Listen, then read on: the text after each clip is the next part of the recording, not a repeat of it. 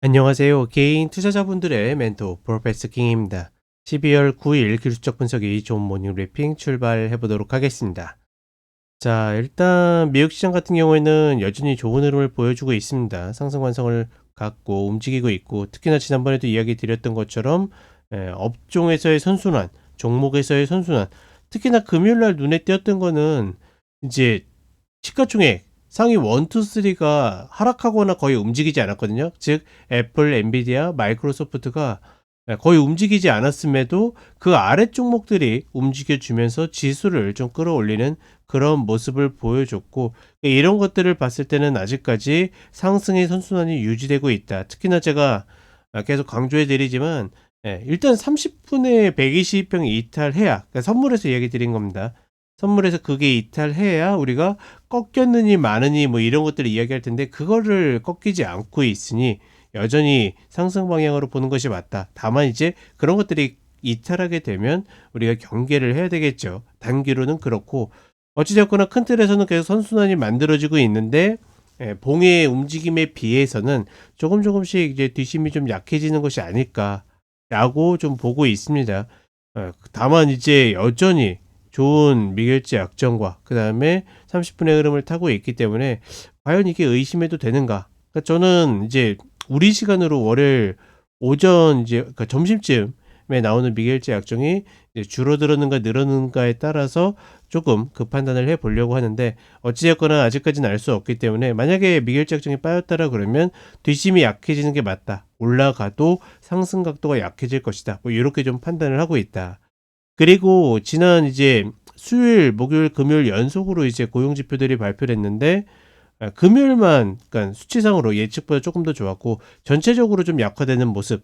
특히나 금요일 날도 예상치보다 높았지만 이전의 6개월 흐름에 비해서는 점점 각도가 낮아지는 모습을 보여주고 있기 때문에 고용 지표가 좀 둔화되는 것이 아닌가, 뭐 이렇게 좀 보고 있고, 그런 거에 이제 가장 민감하게 반응하는 게 미 국채 금리죠. 그렇다 보니까 미 국채 금리는 하락하는 모습을 보여줬고, 다만 요즘에 주식시장이 이런 거에 너무 둔감하기 때문에 주식시장이 좀 덜 반응을 하고 있는 거고, 어찌되었거나 고용 지표는 그러니까 해석하기 나름입니다. 왜냐면 경기가 안 좋아? 그럼 금리 인하겠네? 그럼 땡큐.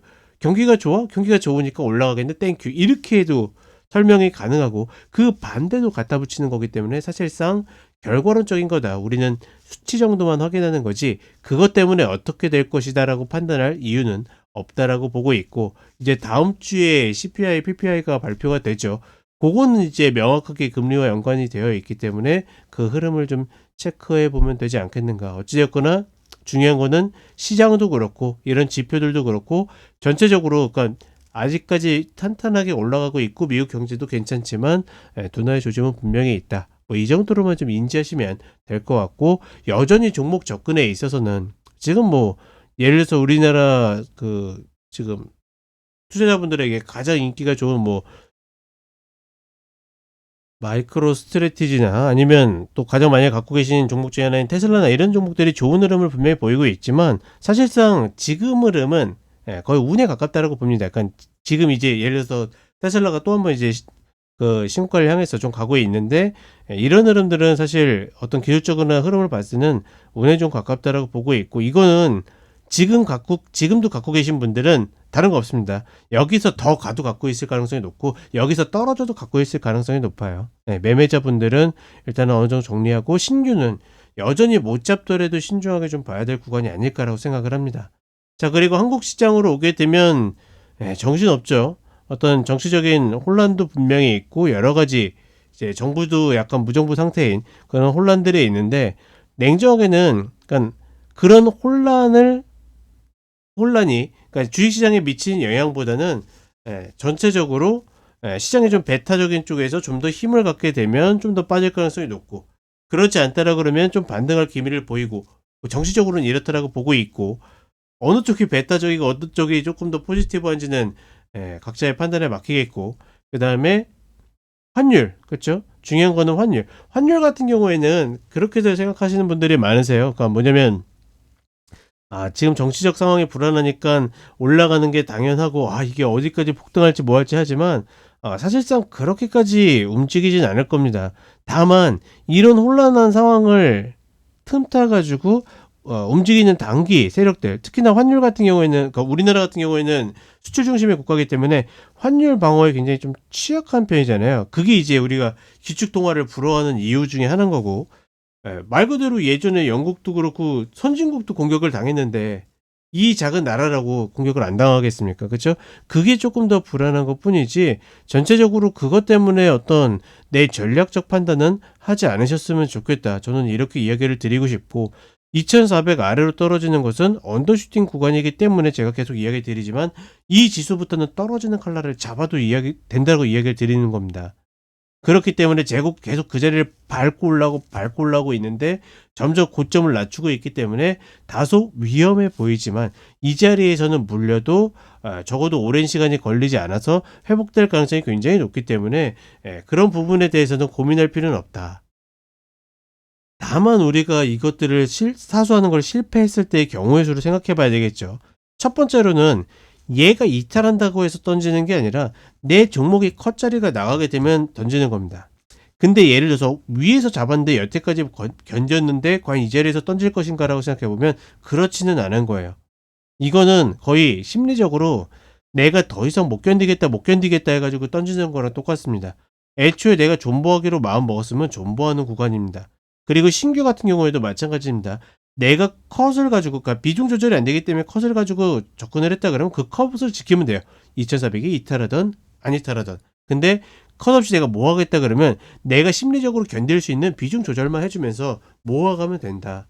충분히 그럴 만한 가치가 있는 구간이기 때문에 그렇다라고 생각하고, 코스닥 같은 경우에는 일단 675가 무너지긴 했지만 이거는 과정이라고 생각합니다. 왜냐면 그 이전에는 뭐였습니까? 작년에는 2차전지가 비중을 급격하게 확대했다가 지금 팍 줄어드는 상태고, 그 줄어드는 틈을 타서 또 누가 치고 올라왔으니까 바이오제약이 그 비중을 대신해서 치고 올라왔고, 그러니 다시 줄어드는 과정에 있고, 다만 2차전지가 워낙 공매도들이 빠져나가지 못하다 보니까 둘이 이제 자리를 바꾸지 못하고 있는 것 뿐인데, 결국은 어떻게 됩니까? 균형을 찾을 가능성이 높다. 그러니 저는 과도기라고 생각하고, 그렇기 때문에 그러니까 무조건 앞으로 바이오제약이 떨어지고 2차전지가 올라간다라는 건 아니지만, 지금의 어떤 사이클이나 흐름들을 보게 되면 그럴 가능성이 조금 더 높지 않겠는가, 그 정도로 판단한다. 뭐 이 정도로만 좀 인지를 하시면 좋을 것 같습니다. 자, 그러면 간단하게 차트 보도록 하겠습니다. 자, 먼저 나스닥 선물 30분 흐름을 보게 되면 122평이 또 지켜지고 있죠. 지켜지다 보니까 상승하는 모습을 보여줬고, 특히나 최근에는 초입에, 그렇죠?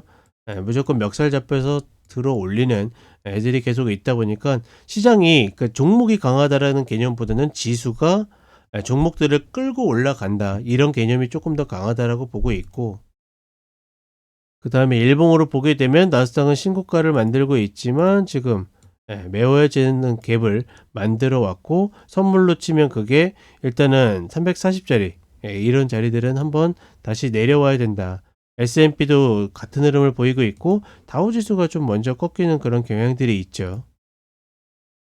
자, 그 다음에 TF 잠깐만 한번 살펴보면, 배째고 갖고 가는 사람들은 계속 가져가는 겁니다. 이때도 안 팔았어?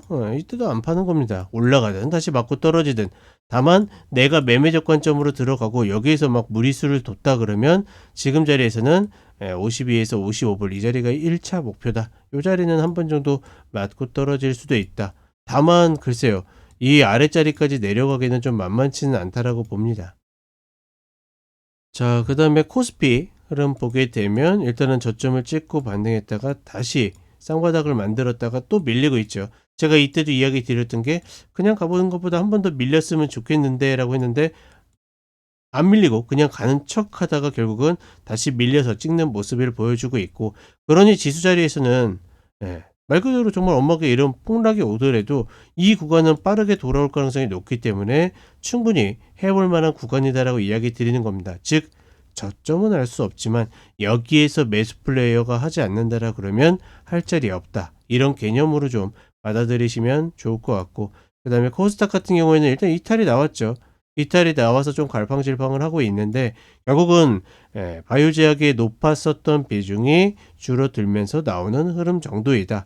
그 이상도 이하도 아니기 때문에, 예를 들어서 나는 네 말 듣고 여기서 샀는데 라고 그러면 상관없습니다. 괜찮아요. 다시 무조건 돌아올 가능성이 99, 그러니까 100%는 없지만 좀 리스크를 피하는 면에서 99%라고 이야기하는 거지 매우 매우 높은 확률이다. 여기서 안 한다라 그러면 사실 할 자리 없다. 아랫자리 더 기다린다? 그거는 이제 본인의 어떤 기준이 있을 거고 제 기준으로는 여기 아래부터는 충분히 해볼 만한 자리이다. 이렇게 생각을 하고 있다라고 보시면 될 것 같습니다. 자, 이렇게 이야기 드렸고 여러 가지도 좀 혼란스러운 상황인데 날씨까지 춥다라고 합니다. 그럴 때일수록 정말 머리 따뜻하게 하시고 건강 컨디션 관리 잘 하시길 바라겠습니다. 자, 그럼 한 주도 화이팅 해 보겠습니다.